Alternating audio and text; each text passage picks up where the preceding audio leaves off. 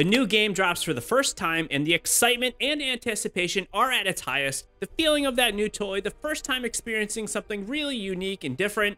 Everyone enters the playing field at the same level, and at the same time, players begin to have the desire to experience new things, learn, and improve themselves to be the best version of themselves that they can be. Apex Legends is rapidly approaching one of the most critical junctions in the life of a modern-day shooter that will affect both new and experienced players. As more hours of the game are being played, the bar is being raised and lobbies begin to feel lopsided, fairness seems to fade, and even toxicity will begin to breed. Games sometimes feel pointless, as if the system is always working against you. But why does this happen? And is there really anything we can do to fix it?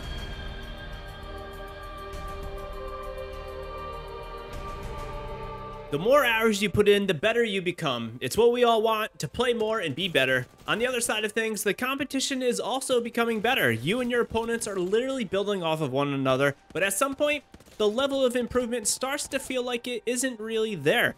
Even though you personally are improving, the results won't seem like it. You might be going from top of the lobby in the majority of your games to someone that just feels average. Or you won't see any change at all, and you'll forever feel the reward at the end of the tunnel ever so getting further away. Why does this happen though? Shouldn't the game reward you for improving? Well, not necessarily, and skill-based matchmaking might have something to say about it. As a game's life cycle progresses, months, sometimes even years will pass by. Some players will inevitably leave for other games that grab their interest or just other life things that go on, and that is okay, it's inevitable. However, there are always new players that are going to be coming in to check out the game for the first time. In order to protect those new players from getting discouraged, systems are implemented to prevent them from initially getting stomped on, which would force them to leave before actually getting to experience what the game has to offer. Business-wise, these new players are critical, as the hope is that they will eventually make purchases that continue to support the game's development. At first, this seems, well, perfect.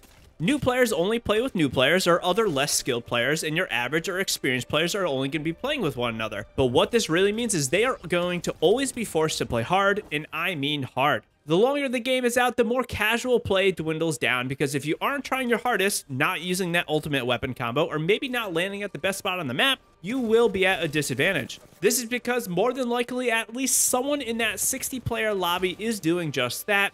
It's easy to just say, just get good, but it's way more complex than just that. Matchmaking in Apex and most modern games are designed to feed you to players that are generally above your skill level. This happens till you lose enough, and then you will get fed players that are under your skill level, till you win, and then you'll go back to being fed to players that are better than you. The problem with this is that it isn't really 50-50, and it can't be. You will be on the losing end of skill-based matchmaking more times than not because, well, games like this want to give everyone a fair shot at winning, regardless of their skill level. If there's 20 teams in a game, that means ideally you would be winning your fair share, which is only 5% of the time. The other 95% of the time, you'll more or less be fed to harder lobbies. Of course, your personal skill does come into play, and you may be able to sway the match in your favor a little bit more, but it's not a direct science, and the system is designed to stop this. Unfortunately, the groups of players that suffer the most are the average players. Myself is included in that, and probably yourself. These are the players that get home from school or work and just want to play some games with their friends before continuing on with their lives. The matchmaking's goal is to keep them entertained just long enough by giving them a win here and there so they don't leave to play something else. However, what happens if you're a skilled player or a veteran player and your friends are trying out the game for the first time? Well, we will get to that in a moment.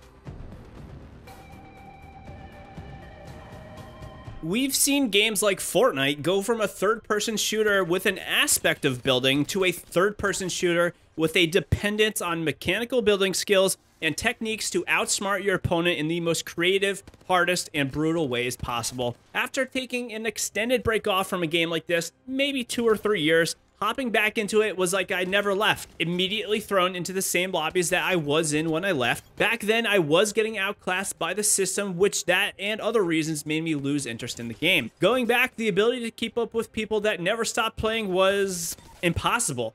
Obviously, Fortnite and Apex Legends are very different games, but there are similarities to their life cycles, and we can't expect certain things to happen to Apex based off what happened to this other game. Apex Legends might not have a dependence on building, but it does have next level movement, positioning, team play, and an ever so building inventory of legends and weapons that require players to really excel with all of them, or at least have a deep understanding of them. Going back and trying out some of my past favorite shooters like Fortnite, Warzone, and PlayerUnknown's Battlegrounds, and being immediately outclassed made me feel like I almost can't stop playing Apex Legends for an extended period of time. The fear of missing out is absolutely very real. But it's more than just missing out. It's almost like you are getting off of a train, and the only way to catch back up is to run down the tracks to get back on that same train. There are other trains, but they are not coming to pick you up, the average player, or the player that is already playing. It's going to pick up new players because they are fundamental to the sustained growth and life cycle of the game, and the systems at work are kind of just hoping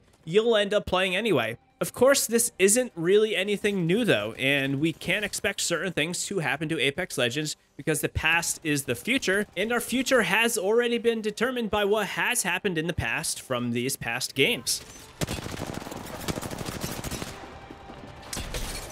The question is, how do you fix this, and should you be worried? I don't have an answer how to fix this. Games like this have to make money and it's a business, so I really do understand this. Should you be worried though? Is Apex going to die or is it already dead? It's something that I see quite often, and I don't think it's an unfair question to ask from time to time. The answer is both yes and no. Yes, you should be worried, but not because people won't play the game, but because your enjoyment, the most important part of playing games, will eventually be gone due to the cog that is gaming and matchmaking. However, you shouldn't be worried because while this is a brutal, maybe even impossible thing to overcome, there will always be people playing Apex for the foreseeable future, as there's always room for improvement, even if it does sometimes feel like you are running up an ever so steepening hill. Apex is a multi-billion-dollar game. It isn't going anywhere. Respawn has made some of my favorite games in the past that I have been playing for more than a decade, and I do truly believe that if anyone can figure out a solution to this, it is going to be this team. Drop a comment down below and let me know what your thoughts are on the state of Apex Legends and even the Battle Royale genre as a whole. Are you sick of it or are you still enjoying it? Also, drop some ideas as to how things could be fixed, and I would love to hear them. And while it may not seem like it, Respawn is always watching and hearing us, and who knows, maybe they will be down there in the comments as well. For me, I see a lot of talk on the frustrations with Apex Legends servers, and that is all valid, but I think this issue of matchmaking is actually going to be the real problem because it's not something that you can't just fix with a server upgrade, maintenance, money, or whatever. It's innate human psychology and desires to be the best. I still feel the desire to play every day, but I would be lying if I didn't say some of my enjoyment is not quite there, and this has been the case for the past year or so. Honestly, I do think it's mostly because every time I do sit down to play, I need to be leaning into my monitor and performing at the best of my ability, when sometimes I just want to chill out, hang with my friends who don't really have as much playtime as me, and just have a good time. To be honest, I feel worse for them and any random person I match up with because seemingly the skill-based matchmaking does not care about the group's skill level. My friends are forced to play with the tier players that are already outclassing myself, and I know my friends are going to be one day capable of competing with them, but they might not be quite there yet. Then again, maybe this is just coming from a tired 30-year-old gamer who has spent more than 25 years and probably 50,000 hours playing competitive shooters. Either way, do me a favor and hit that like button. I wish you the best of luck in your games. Until next time, happy gaming, everyone.